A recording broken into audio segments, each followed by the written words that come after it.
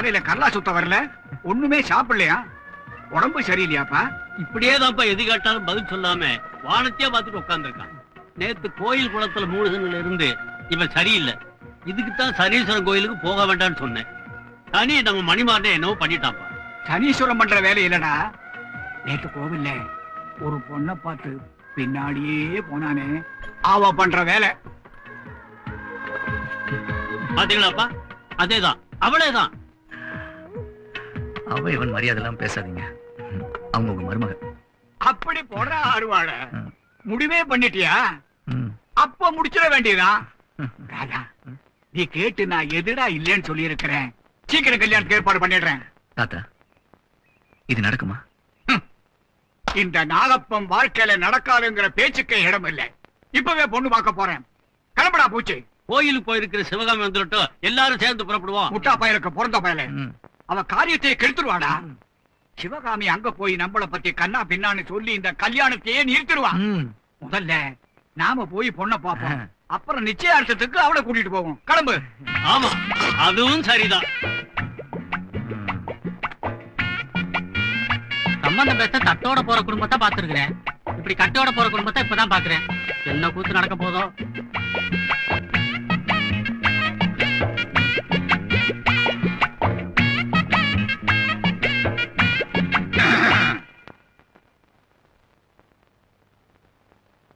நீங்கெல்லாம் யாரு? என் பேரு நாகப்பன், என் மகன் பூச்சி, அவன் மகன் மணிமாறன். உன்னை பார்த்துட்டு போலான்னு வந்திருக்கிறோம். எதுக்கு?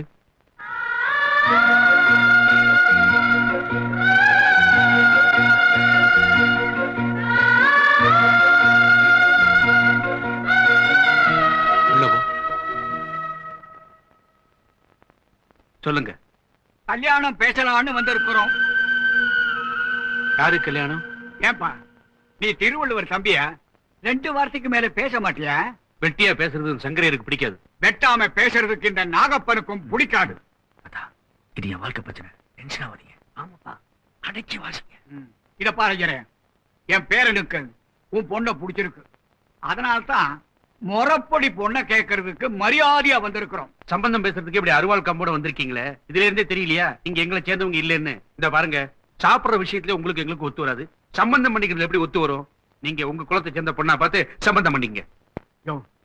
ஜாதியே இல்லைன்னு சொல்ற இந்த காலத்துல எங்களுக்கு புரியாத குலம் கோத்திரம்னு என்னமோ சொல்றிய ஐயா. நீ கும்பிடுற சாமியத்தாயா நாங்களும் கும்பிடுறோம். கல்யாணத்தை கோத்துக்கையா? முடியாது. நானும் அப்ப இருந்து பொறுமையா பேசிட்டு இருக்கிறேன்.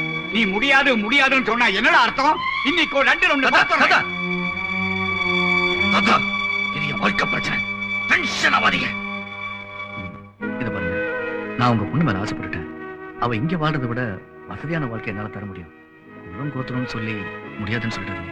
என் முடிவை நான் அப்பவே சொல்லிட்டேன். வெளியில போறீங்களா? என் பேரை இவ்வளவு தூரம் கெஞ்சி கேட்கறான், அப்பவும் நீ முடியாதுன்னு சொல்றியா?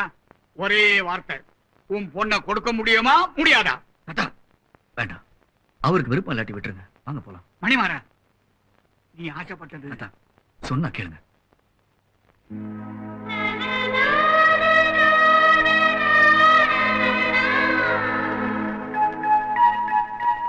அவமானம், அவமானம். இந்த நாகப்பம் வம்சத்துக்கு தீராத அவமானத்தை உண்டாக்கிட்டான். என்னால தாங்கிக்க முடியலடா பூச்சி. அப்பவே மூஞ்சி முகரை எல்லாம் தழும்பு போட்டிருப்பேன். இந்த மணிமாரை என்ன தடுத்துட்டாப்பா. பொண்ணு பார்க்க போனோமா இல்ல அடித்தடிக்கு போனோமா? நம்மள எந்த ஜாதின்னு கேட்டானே, தட்சிணை போடுற கைய எந்த ஜாதின்னு எவனாவது என்னைக்காவது கேட்டிருக்கானா? இந்த நாகப்பனை பகைச்சிட்டது நாகப்பாம்பியை பகைச்சிட்ட மாதிரி அவனை நான் வெட்டாம விட மாட்டேன். அந்த ஆள் தான் புத்தி இல்லாம ஜாதி பிடிச்சு தொங்கிட்டு இருக்கானா? நீங்களும் வெட்ட போறேன் குத்த போறேன் குதி குதி குதிச்சிட்டு இருக்கீங்களா? அந்த பொண்ணை கல்யாணம் பண்றதுக்கு உருப்படியா ஒரு வழியை சொல்லுங்க. இன்னும் அந்த பொண்ணு ஞாபகத்துல தான் இருக்கிறியா நீ? ஆமா. தாத்தா சொல்ற மாதிரி நடந்தியானா எப்பவுமே உனக்கு வெற்றிதான்.